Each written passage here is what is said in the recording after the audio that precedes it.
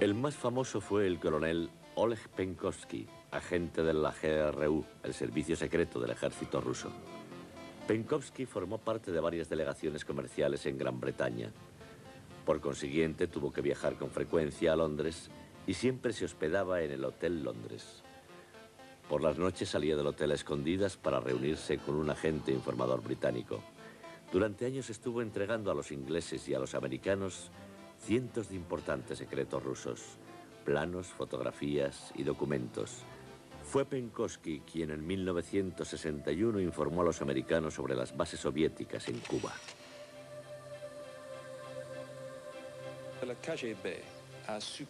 La KGB empezó a sospechar de él porque pedía demasiada información, husmeaba demasiado, así que empezaron a sospechar de él. Fue arrestado y torturado, y acabó por confesar. Fue juzgado y condenado a muerte. Un desertor ruso nos contó lo que le había pasado a un agente que pertenecía al mismo servicio que Penkovsky, el GRU, y que era agente doble. Posiblemente se refería al mismo Penkovsky. Fue incinerado vivo. Lo filmaron todo y aún siguen mostrando la película a los nuevos reclutas del GRU. Les dicen, esto es lo que les ocurrirá si traicionan a su país.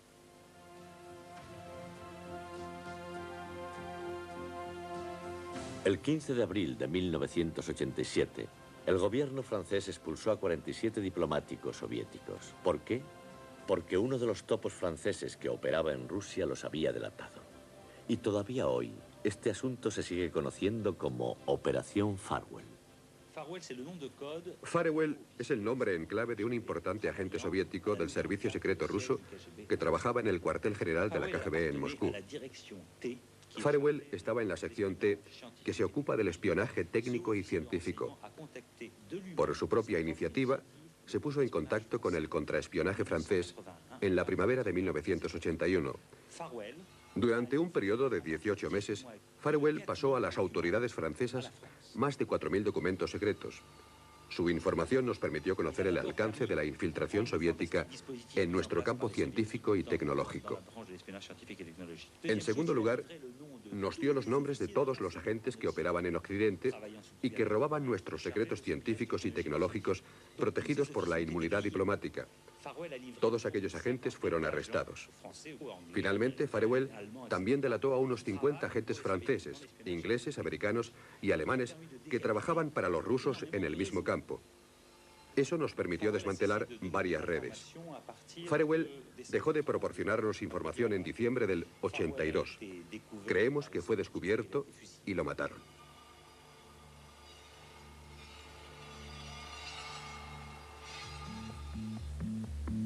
En 1985, la primera ministra Thatcher y el secretario general Mikhail Gorbachev se reunieron por primera vez en Londres. La señora Thatcher actuó magistralmente. Y fue porque sabía que el señor Gorbachev, previamente al encuentro, había consultado con el director de la KGB en Londres, Oleg Gordievsky. Lo que Gorbachev ignoraba es que Oleg Gordievsky llevaba años colaborando con el MI6.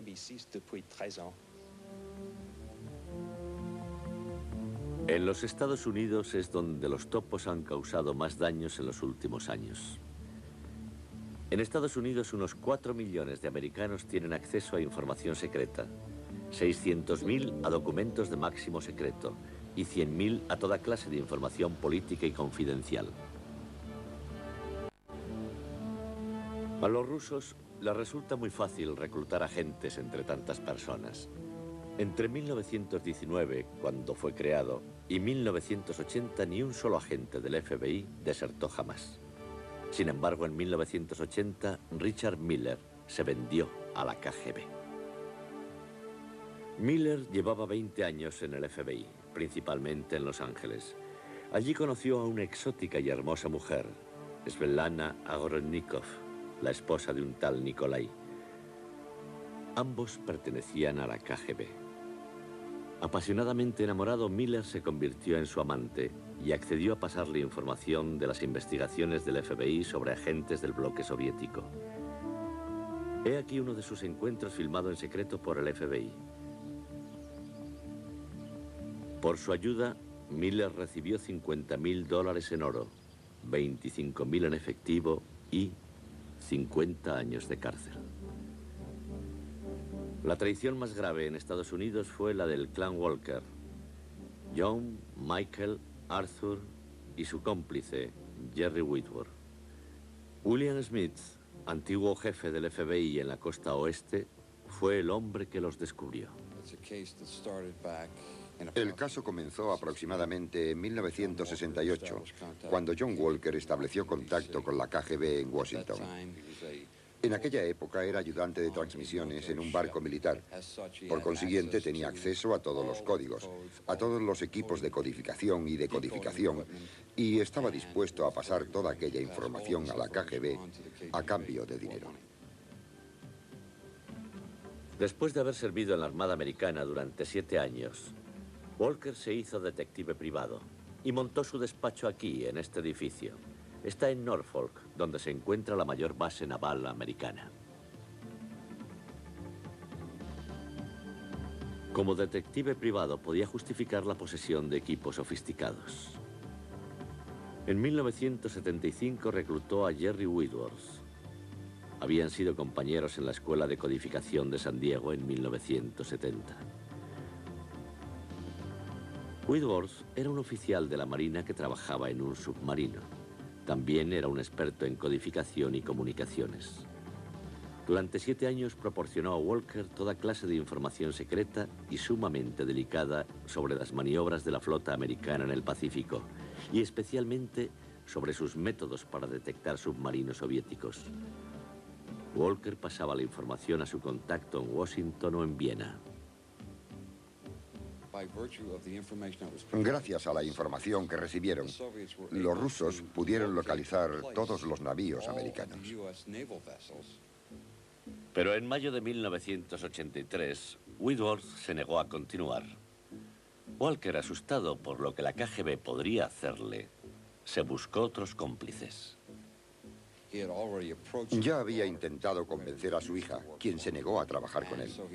Entonces se decidió a persuadir a su hijo, que estaba en la Marina, y gracias a él pudo seguir funcionando. Michael Walker era operador de radio en un portaaviones, el Nimitz. Podía pues informar a su padre y a través suyo a los rusos sobre los movimientos de la Sexta Flota Americana. Más o menos al mismo tiempo, Arthur Walker reclutó a su hermano y a su sobrino para la red de espionaje. Calculamos que recibió algo más de $1 millón de la KGB durante el curso de aquella operación. El clan Walker estuvo operando durante 18 años, pero el final era inevitable. John se hizo más ambicioso. Se peleaba con su mujer porque bebía demasiado. Ella, furiosa con su marido e ignorando que su hijo también estaba implicado, lo delató al FBI. Más o menos al mismo tiempo, en las oficinas del FBI de San Francisco, se habían recibido una serie de cartas anónimas ofreciendo información sobre una red de espionaje que operaba para la KGB, a cambio de inmunidad absoluta. Las cartas eran de Jerry Whitworth, que estaba terriblemente asustado. El Departamento de Justicia se negó a complacer a Whitworth y este entonces interrumpió la correspondencia. Sin embargo, estas cartas le perdieron. Pudimos relacionar la operación que se describía en las cartas con la operación que la señora Walker había denunciado a nuestros agentes de Boston. El 20 de mayo de 1985, John Walker salió de Norfolk en coche para dejar unos documentos en un escondite en medio del campo. Él no sabía que el FBI le estaba siguiendo. Les resultó muy fácil a los agentes del FBI recuperar los documentos y más tarde arrestar a Walker, que había ido a un hotel cercano. Luego fueron a su casa y a su despacho, donde encontraron numerosas pruebas de sus actividades como espía, así como de su hermano y de su hijo. El hijo fue arrestado inmediatamente a bordo del Nimitz y llevado a Norfolk.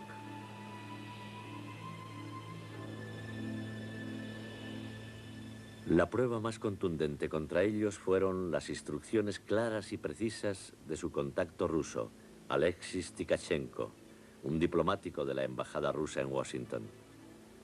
John, Arthur y Michael Walker, junto con Jerry Woodworth, fueron procesados en 1986.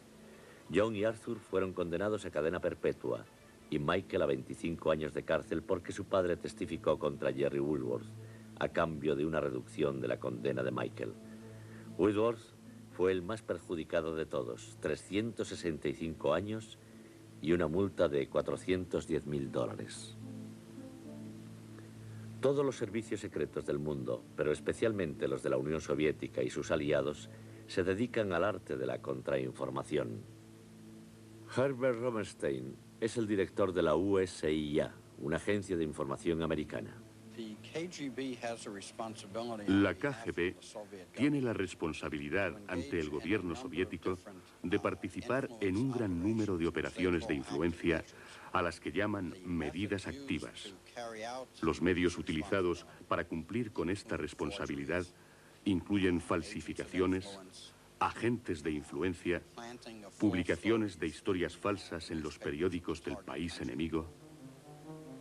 El comisario Rochet fue director de la agencia francesa DST.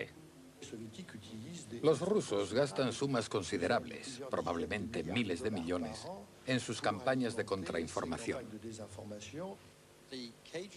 La KGB colecciona toda clase de membretes, documentos y firmas que utilizan para hacer falsificaciones. He aquí un ejemplo de la contrainformación soviética. En esta carta falsificada, el presidente Reagan trata de persuadir al rey de España, Juan Carlos, para que arreste a todos los disidentes de izquierdas y así facilitar la permanencia de España en la OTAN. ¿Cómo sabemos que es una falsificación? Bien, el nombre de Reagan no está escrito debajo de su firma. Segundo, no hay ninguna máquina de escribir en la Casa Blanca que tenga el tipo de letra que se ha utilizado en esta carta. Y tercero, el membrete de estas cartas nunca está en bastardilla.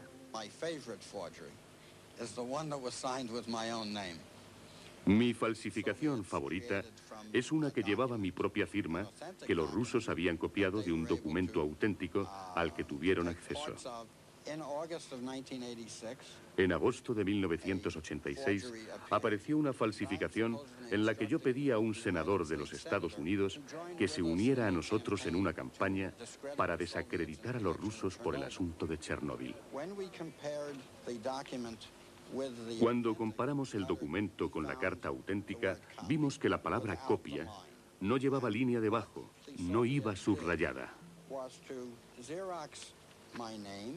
Lo que hicieron los rusos fue fotocopiar mi nombre, el membrete y la palabra copia. Todo eso lo pasaron a otra hoja de papel con otro texto. A menudo podemos demostrar que un documento está falsificado porque, aunque los rusos son muy hábiles, siempre cometen errores. Uno de los problemas que tiene la KGB con sus falsificaciones es poder publicarlas en la prensa de los países rivales.